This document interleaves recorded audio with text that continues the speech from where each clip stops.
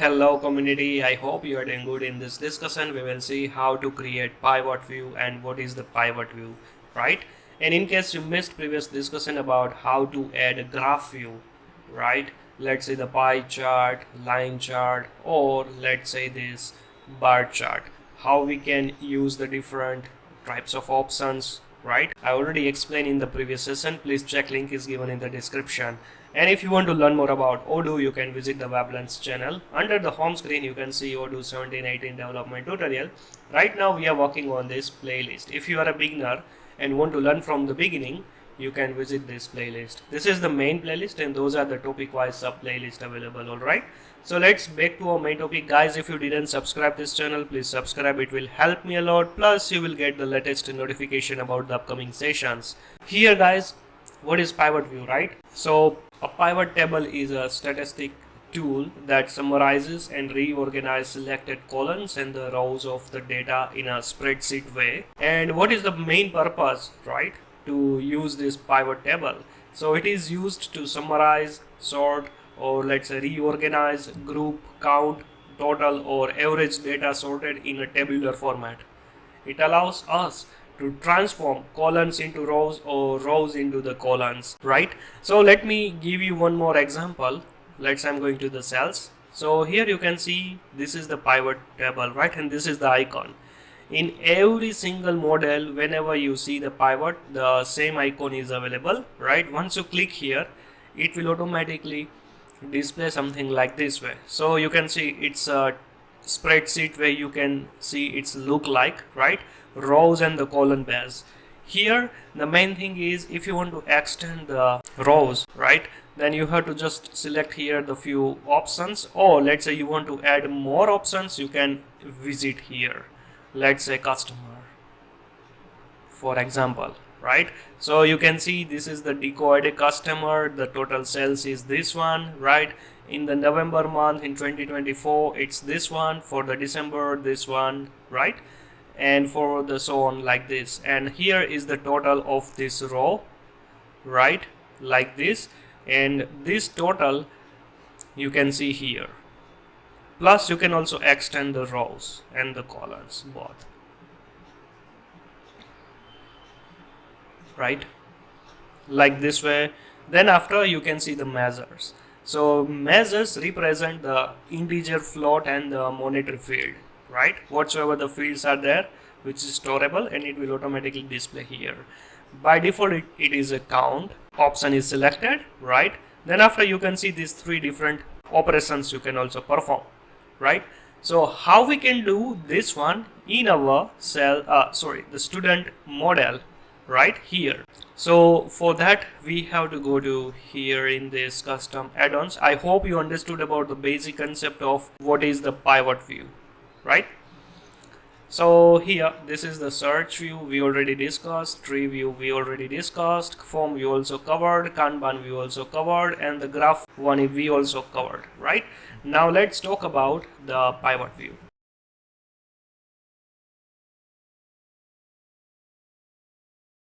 Here ID we have to mention as a unique name, right?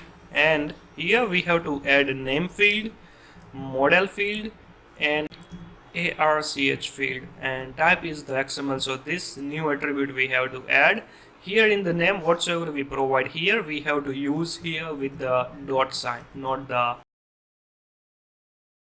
underscore sign, right? And then after here wb.student. Yeah, so that's it guys. So this is our basic structure of the pivot view, right? In case you are trying to create a different kinds of views, right, then this is the basic structure we have to follow. You can also copy paste from the existing one if you want to save your time, but right now why I'm showing you like this way, right, because you have to do some practice. You don't need to copy paste every time as of now if you are a beginner. And simple, we can use here pivot, and that's it. After that we have to use here field name equal to school underscore ID, right? And here we have to use, let's say, the name field as of now, okay?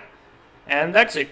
After that we must have to register this view into the Windows action here. In a which sequence we have to display this pivot view, right? So after the list view, or before the list view, or Kanban view, or the graph view, after or before, like that. So let's say after the list view I want to use that pivot view, so I'm using here pivot, right? So this is the keyword we have to mention. So whatever we are using here, pivot, same we have to use here. Okay, so that is the keyword we have to represent, we have to add here in the Windows action. Then after I have to upgrade the module. So guys, I'm upgrading module from the PyCharm terminal, right? I already configured like this way.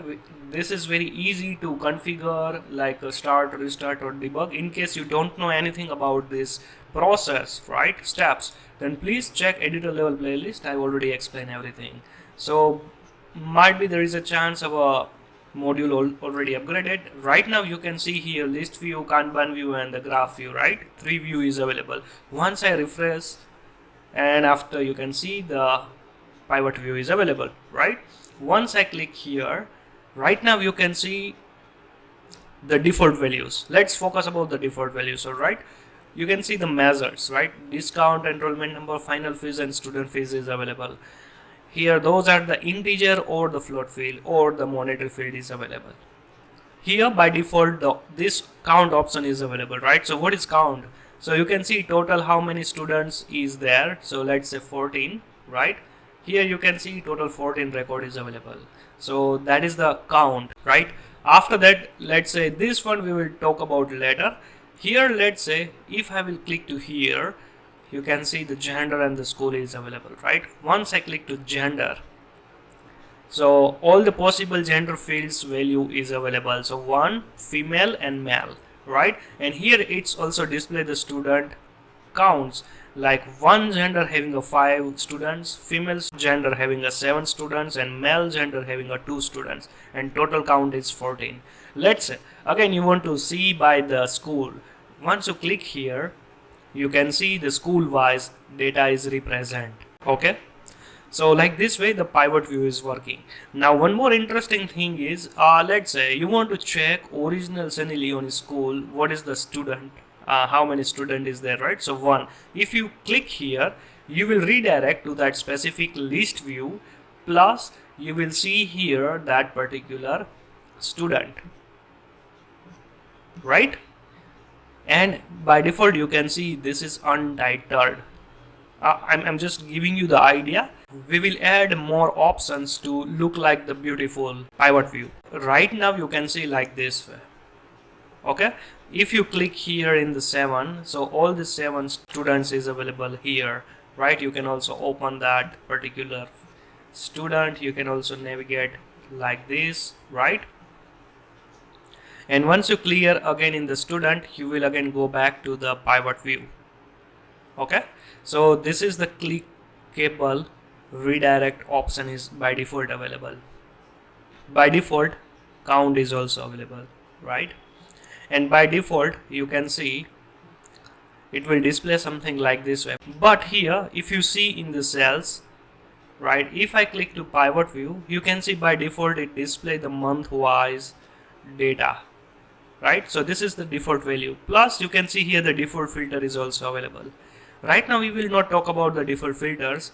You can also apply filters in the student profile here. Okay, once I click here, you can see that count is also changed from 14 to 1. Okay, we already have the default value, but in a previous session I already disabled that option. Okay, so now let's talk about this particular stuff, how we can also select by default rows and the by default columns. Okay, so first thing is this is the field. Okay, in the field level we have to mention type, which type you want to use, as a row or as a column. Okay, so let's say as a row I want to use. I have to again upgrade the module. Here I'm going to refresh the screen, and now you can see here the rows is available like this way. Okay, here let's say you want to also expand the columns, right? So for that you have to use here type col colon. Okay, you don't need to mention the full name. Col is enough. After that, we have to refresh the screen, and you can see the gender is also available here and the schools available here, right? Now here, let's say I want to stop this clickable event. How can I do it? Or let's say if I will click to this option and it goes to the list view, I want to first clear this untitled. Okay, so for that, in this pivot, as an attribute we have to mention as a string like from pivot, from student pivot view. Okay, you can add anything here. You can add as simple as student or something like that, but right now I'm giving you this name. And refresh the screen.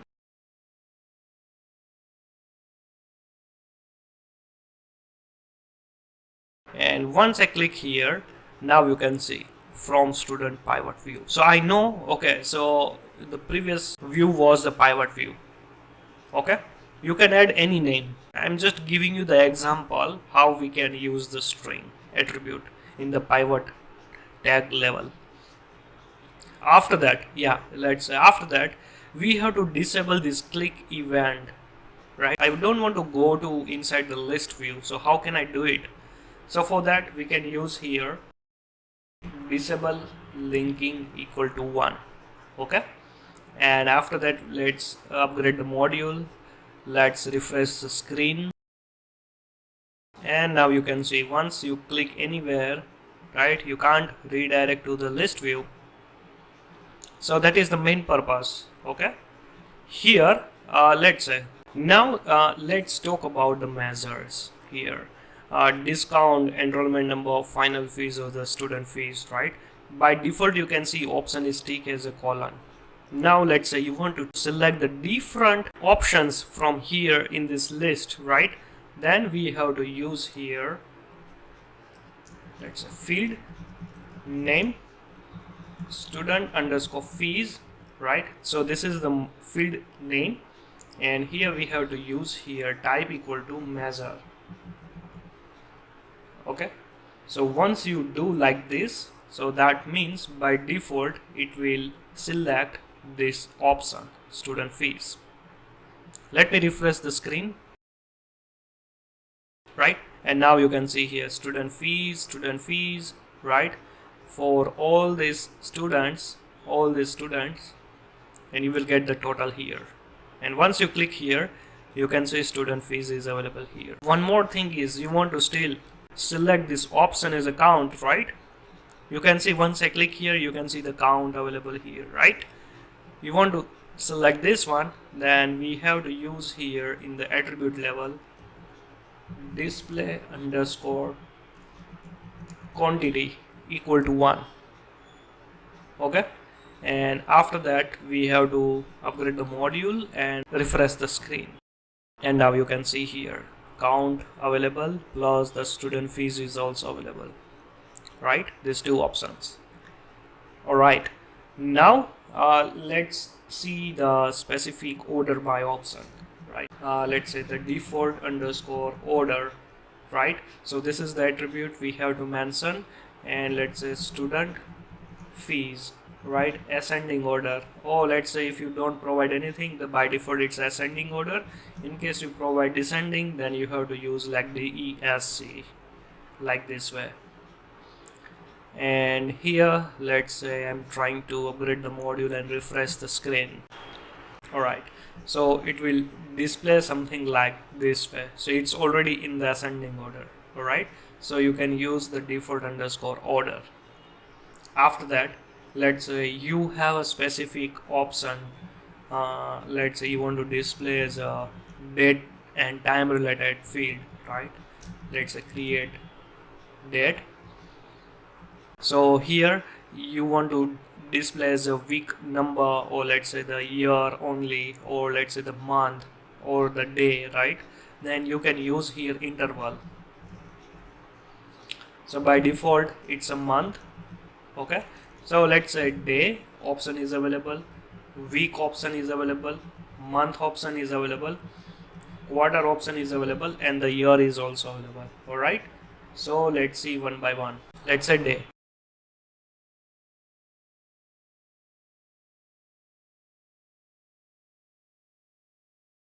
So here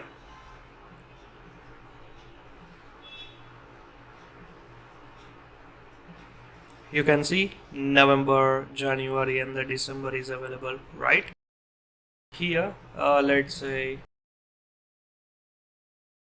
type I will mention here.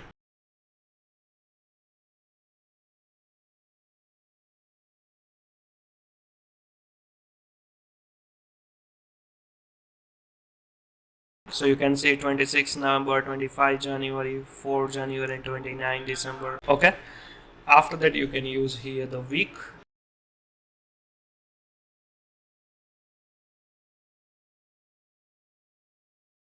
And now you can see here the week number is also available, right? So like this way, you can add interval. You can also change the specific date and time format also.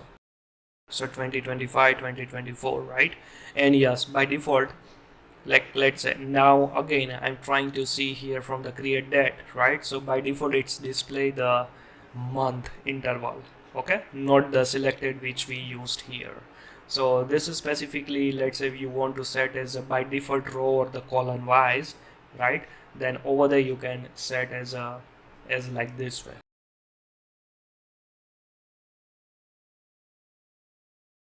And yes, one more thing is, if you see here this date, right, which we used here, so here it's a year wise, right? You want to see the quarterly, or let's say you want to see the month wise, right, or the day wise. So you can do something like this way.